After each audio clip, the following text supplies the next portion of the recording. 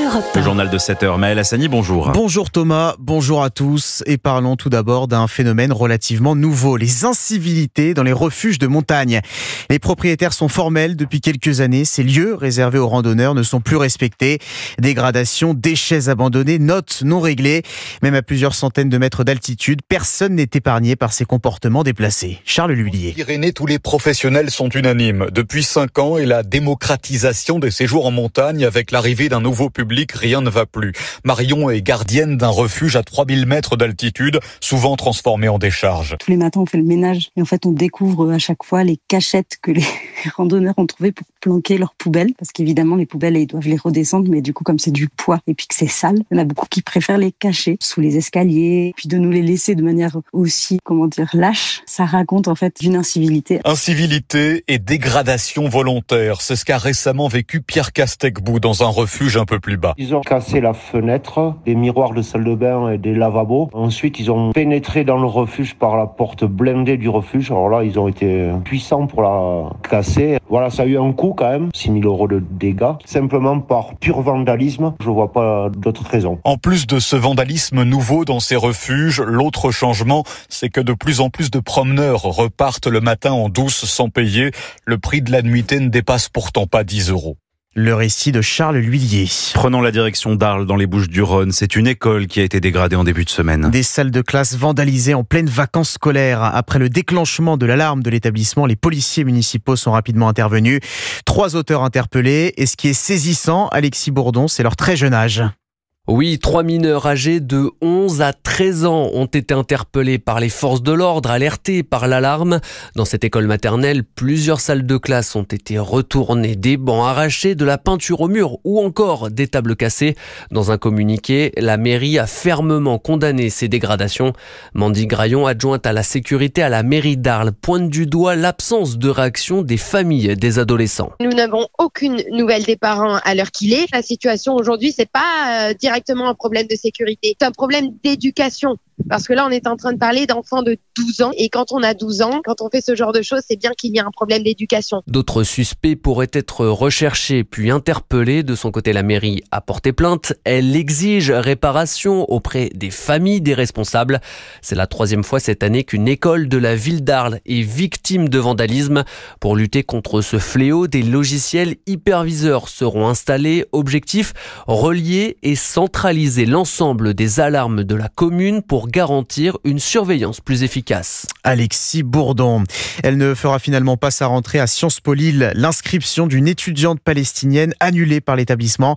Cette jeune femme de 25 ans, exfiltrée de la bande de Gaza début juillet et accueillie en France après le feu vert du Quai d'Orsay, avait relayé sur ses réseaux sociaux ces derniers mois des messages antisémites et pro-Hitler. Les propagandistes du Hamas n'ont rien à faire dans notre pays, réagit le ministre de l'Intérieur Bruno Retailleau.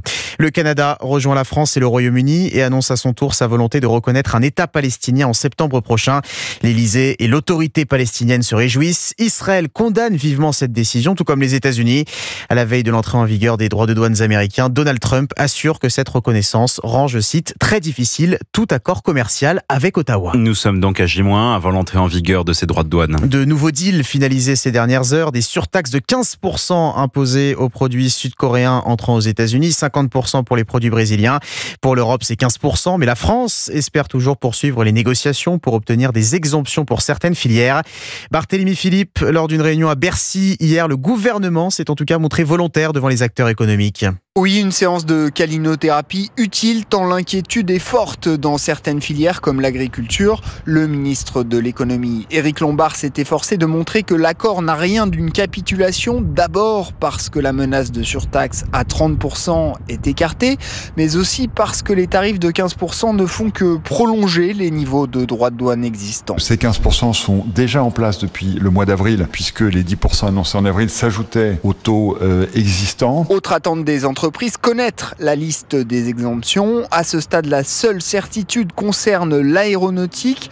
Les échanges pour que d'autres secteurs soient concernés vont donc se poursuivre, comme l'a expliqué le ministre du Commerce extérieur, Laurent Saint-Martin. Ce que nous poussons de façon très claire, c'est une exemption pour le secteur également des vins et des spiritueux. Les négociations vont donc durer au moins quelques semaines de plus et des représailles commerciales restent envisagées par l'Europe si ces dernières tournent mal. Laurent Saint-Martin a même ajouté qu'à l'avenir, l'Europe pourrait pousser en faveur d'un rééquilibrage des échanges de services, là où, contrairement aux biens, la balance penche largement en faveur des États-Unis. Barthélémy Philippe du service économie d'Europe 1. Et hier, Emmanuel Macron a réagi pour la première fois au contenu de l'accord commercial conclu entre l'Union européenne et les États-Unis, considéré par son Premier ministre comme une soumission. Nous n'avons pas été assez craints, a reconnu le président de la République lors du dernier Conseil des ministres avant les vacances. Vacances studieuses pour les membres du gouvernement. Il faut dire que de nombreux dossiers chauds seront abordés à la rentrée. Alors, pour les ministres, pas question de décrocher complètement.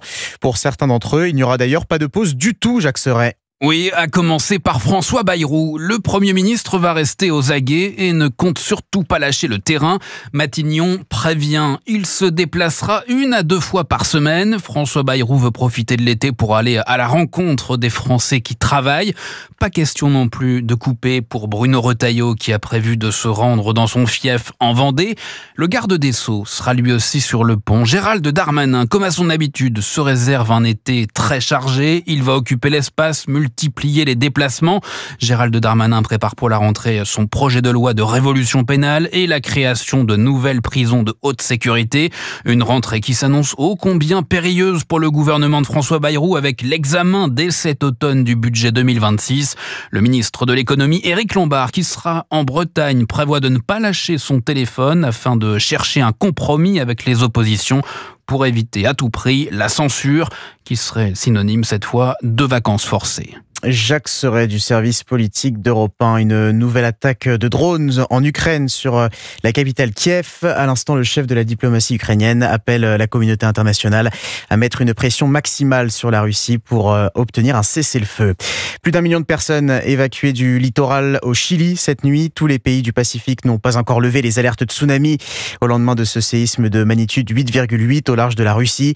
Fin de l'alerte en revanche en Polynésie française. Les vagues ont été moins puissantes que prévu aux îles Marquises où aucun dégât n'a été signalé. Europe 1 matin, il est 7h08. Impossible de ne pas imaginer Léon Marchand s'installer sur le toit du monde aujourd'hui. Le nageur français va s'élancer vers 13h20 pour la finale du 200 mètres 4 nages aux mondiaux de Singapour. Il est bien sûr ultra favori et pour cause, le Toulousain a pulvérisé hier dès les demi-finales le record du monde en bouclant la course en 1 minute 52 secondes et 69 centièmes. Plus d'1 seconde d'avance sur le précédent record. Michel Coloma, le directeur des Dauphins du TOEC, le club de Léon Marchand, est époustouflé. Une course extraordinaire.